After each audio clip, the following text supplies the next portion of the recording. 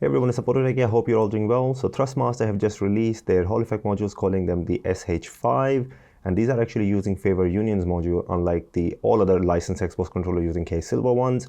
And physically they look very much like the S5 module, unlike the S2 ones, which have the shorter stick. That means that you can actually take the tops out and replace them, but they don't give any replaceable ones in the box.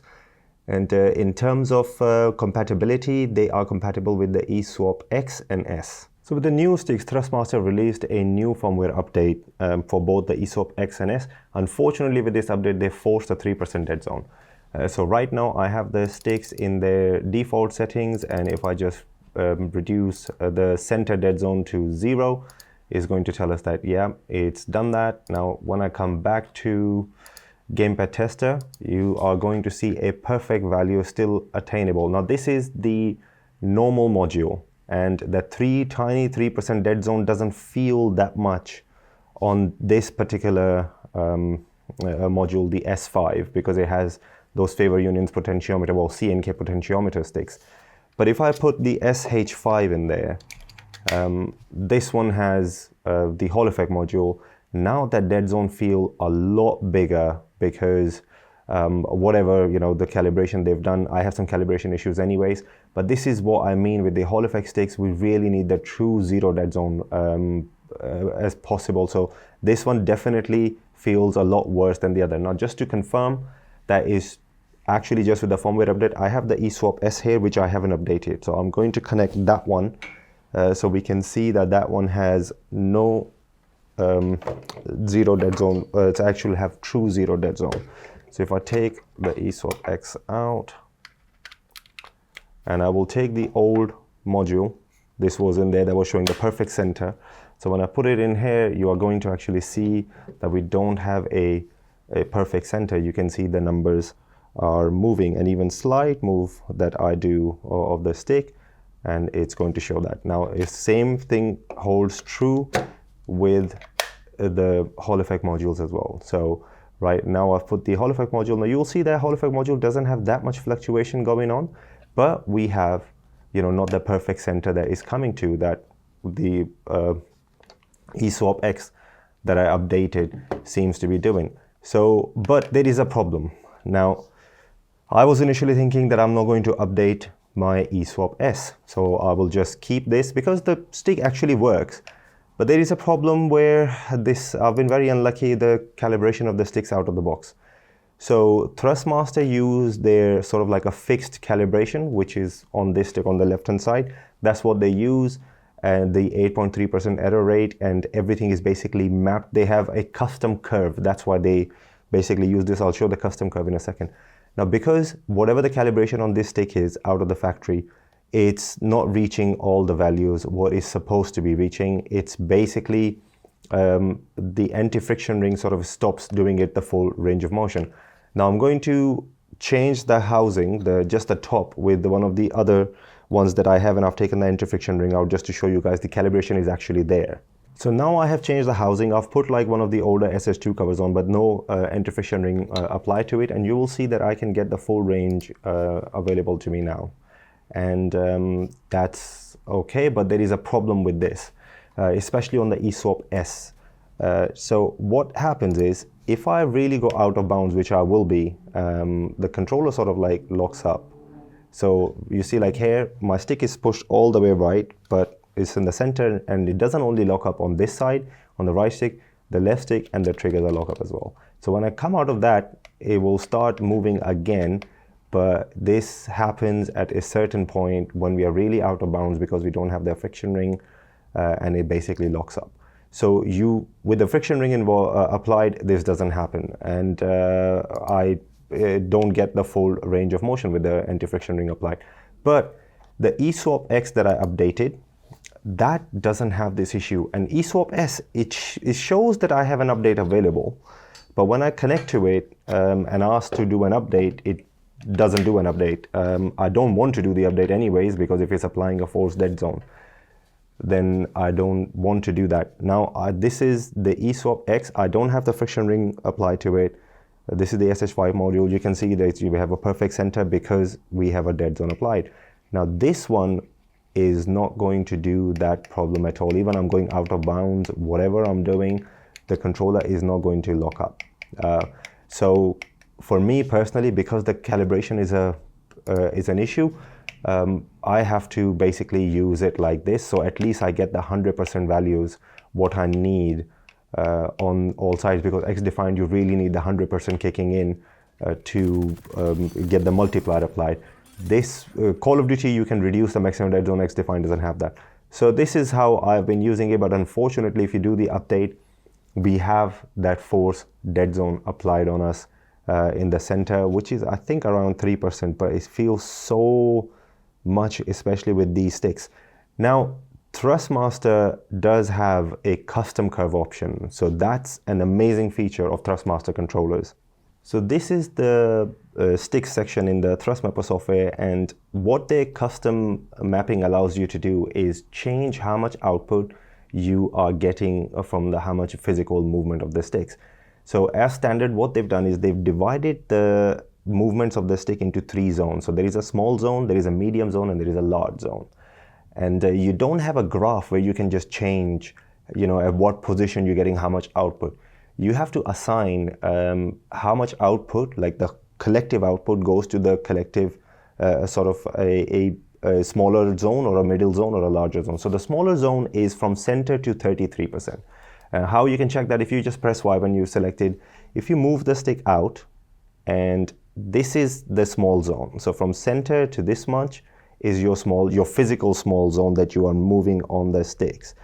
And from this point to this point is your medium zone, and from that point to the end is your large zone.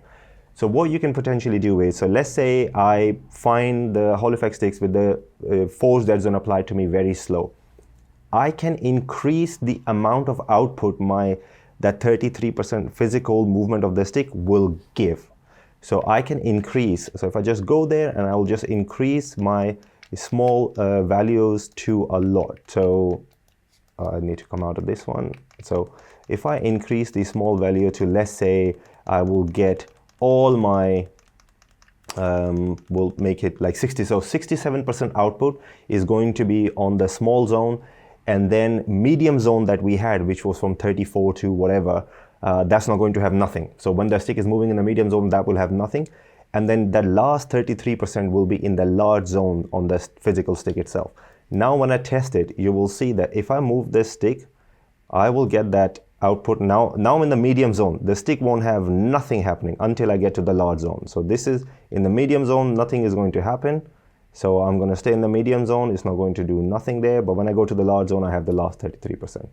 So you can sort of play around with this. And if you want to, like what I ended up doing was I just made the small zone to like 40 from 33. So that 33% movement and the 40% output. And then I just increased the medium one to like 35.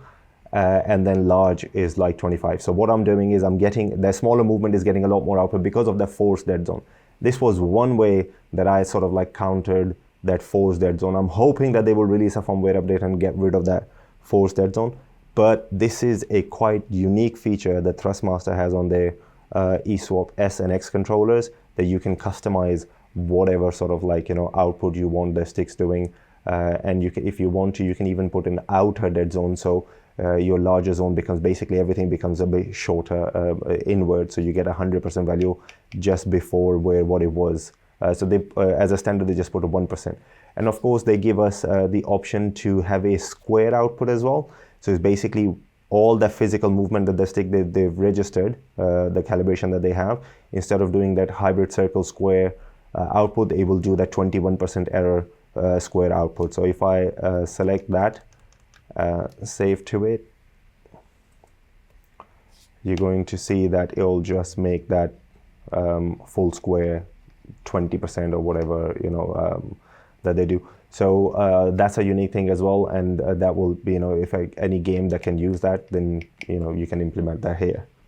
Now, resolution wise, Thrustmaster thankfully have kept their really high resolution. This is a hand push and I got 1400, nearly 1400 zones, and at this point this is basically just showing the jitter from my hand. This graph is not showing, it's going to be a linear output, but even if I use a motorized solution, which I will to do a full review on this, we will see, like, you know, it's going to be showing how non-linear the motor was when it was pushing. So very high resolution, 0.0021 and even 0.004 it can, you know, sort of throw out. So really the resolution they've kept just how their standard S5 and S2 modules have. So right now the control is in the square mode, and it's basically going to make a square from the sticks. And if I try and limit to see what sort of stuff is doing within the 100%, we are going to see something we've seen before. I don't know if you guys would remember this, but it was the Nacon